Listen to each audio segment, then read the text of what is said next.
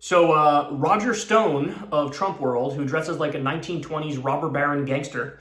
He's always got like a fucking top hat on. He's just a weird dude. Yeah, giant tattoo of Nixon on his back. I think so, yeah. He's also got a weird shaped head. He looks kind of like a Neanderthal. Strange guy. Yeah, very strange guy. Anyway, also criminal. But anyway, he's the literal criminal. Yeah. So he went on some goofy One America News show, Real America's Voice, they call it. I'm just waiting for one of these shows to come out and they just call it like, America, America, America. You know, like it's going to be, they're getting to that level of like just boil it down to its purest form. That would be like the new version of the Colbert Report. You know? I know, yeah, totally. Where you just lean into it super hard. Yeah. So, headline in Newsweek, Ron DeSantis would be, quote, working in a Dairy Queen without Trump. This is what Roger Stone said. Florida Governor Ron DeSantis would be working in a Dairy Queen if it weren't for former President Donald Trump, according to longtime Republican activist Roger Stone. Stone, a close Trump ally, made the remark during an interview with David Brody of Real America's Voice, and a video of his comments was shared on Twitter by Patriot Takes. Then they go on to say, of course, DeSantis is widely viewed as, the main challenger to Trump.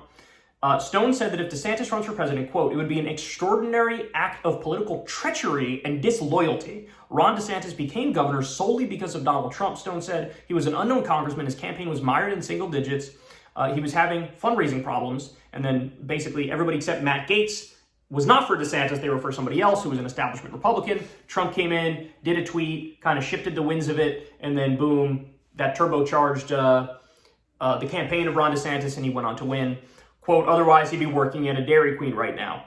Trump had to campaign here in Florida in the last 2 weeks of 2018 to drag DeSantis over the finish line. Now, so the first point I want to make is, I love this smug, shitting on Dairy Queen workers. You know, like there's something embedded in here. Like, yeah, it's a classist of like, if you'd just be working at a fucking Dairy Queen. Like, fuck you, man. Yeah, it would take plenty any of those people work hard. Dairy Queen worker over Ron DeSantis, personally. Right, of course.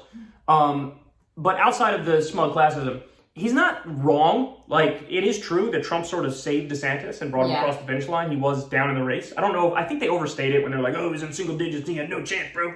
I think they're overstating that.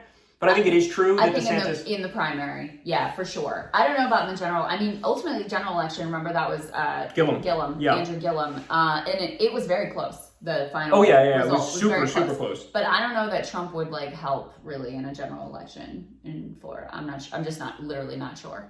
Yeah. No, I mean, I agree with you. But, I mean, look, here's the thing, and I'm curious if you agree with this now. I think you probably do. This is just a sign, though, that they're shitting bricks because they feel like, yeah, this guy's a real challenge now. Yes, and also Roger Stone was the one who first floated the Ron DeSanctimonious nickname. Such a bad one. They've done so many better ones. I kind of like it. No, here, much better. Ron DeSuckass. That doesn't feel right for Trump for some reason. It feels like right for you. Ron DeShithead. No. The sanctimonious is too, it's too SAT wordy. It is a little bit that. Yeah, Trump doesn't say sanctimonious. But I watched the ad that inspired it, and it was like, I think it was his one, it was the God made a fighter. God made a fighter, yeah. And if you watch it, you are like, okay, Ron DeSanctimonious kind of nails it. But anyway, my whole point of this digression is that Roger Stone is clearly kind of at the vanguard of testing out their attacks on DeSantis. So that's why this story matters, because it's not just Roger Stone saying it. It's clearly he's sort of workshopping things in real time to see what lands, and I wouldn't be surprised to hear very similar language coming out of Trump's mouth soon. I think you're right, but I also just don't like this argument of I fucking made you, bro. Made you. But it's that's how Trump thinks. That is how Trump thinks, but the point is, yes, there's a grain of truth in it that you helped him get across the finish line, of course, right? But from there on, he could have collapsed into a fucking 32% approval rating and pissed everybody off and not done his job in a way that riled up the right-wing base. But he didn't do that. Right. He had to keep going and he had to keep doing things which he was plodding along, which made him beloved in the Republican base. Yeah. And that they just know, there's no credit for that. There's no acknowledgement of that. There's no it's just... Well, for Trump, self-serving. It's so self-serving for Stone and Trump to go with this argument. I made every one of you. Okay, well, if you made every one of the people who was successful, what about all those people who snuggled up to you in 2018 and lost, 2020 and lost, 2022 and lost?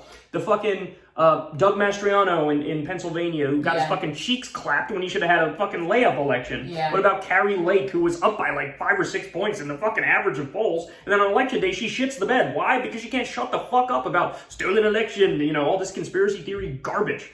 So they want to take credit for everything, but then like take none of the blame when things go wrong. And Trump's even said it. He's like, I like the pose when they have me up. When they don't have me up, I don't say anything about them. This is what he said before. It's so unbelievable. In his world, though, loyalty is, like, his worldview is like loyalty is all that matters to him. He doesn't care what issue positions you have. He doesn't care what you've done in the past. Totally he true. He doesn't care about any of that. All he cares about is who you are, where you're from. Exactly. Kiss my ring. Go ahead. Yes. As long as you will suck up to Trump. Yes. That's all he cares about. Ultimately. You suck up to Trump. That's all he cares about. So to him, this is like the cardinal sin. Like, I made you. I came in. You needed my help. I helped you. I got you across the finish line. And now you ungrateful bastard. Here you are taking little digs and shots at me and trying to build an organization that's ultimately going to defeat me. So is it something that, like, does the Republican base share that obsession with, like, personal loyalty and fealty to Trump? Nope. No, probably not. Nope. And so it's another place where his, like, sort of political instincts don't really work out for him because it's probably not the most effective line of attack against DeSantis. Yeah. It's the thing that bothers him the most. Yeah. But I don't know. I think there's probably a bit of a disconnect here. Trump is a bull in a china shop, and his like stick-to-itiveness and ability to double down and triple down used to be a massive political benefit for him because people weren't used to seeing that. And like a lot of the arguments against him from mainstream media and for Democrats were kind of bullshit. And so if you double down and triple down in those instances, it's like, well, he's kind of right. Like, he's got a point. But once you're like totally disconnected from reality and you double down and you triple down and you quadruple down and you're a bull in a china shop, at a certain point people just go, oh, you're just fucking insane. Like, you're just crazy. And I think that's what happened. I think that people realize now that the unhinged aspect of him, at one point, it was like a novelty. It was interesting. Now the unhinged aspect of him is like, no, you're just unhinged. And this is really weird. And like, fucking relax. Tweeting about terminating the Constitution on a random Tuesday.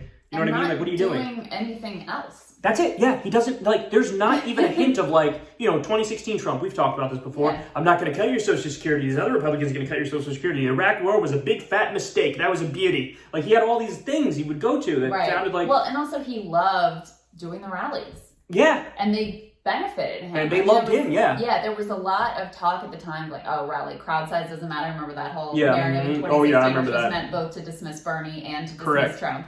And ultimately, though, it mattered for him both in terms of building this loyal following, but it also really mattered for him in terms of road testing his messaging and A/B testing, figuring out what works and like refining it.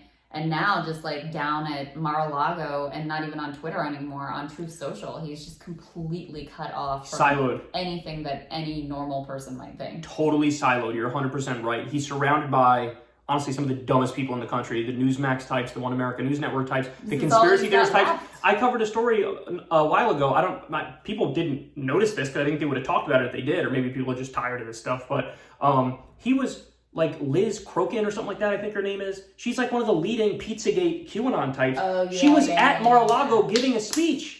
Like, this is who he surrounded himself with. That lady, I'm pretty sure she was one of the ones featured in that QAnon documentary. Yeah. Oh, that's right, she was. Yeah, she was. So this is, I mean, we're talking about, this is the D team.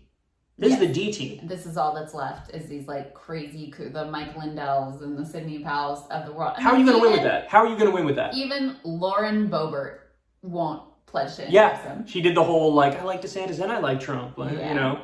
Yeah. You got Marjorie. Matt Gaetz was supposed to go to the announcement, and he at the last one was like, oh, the weather's weather's bad, bro. Sorry, we looked it up. It was like drizzling. And... No, it was like perfectly sunny and like 78 degrees or something. Yeah. All right, there you guys have it. The war, the GOP civil war is officially on and popping.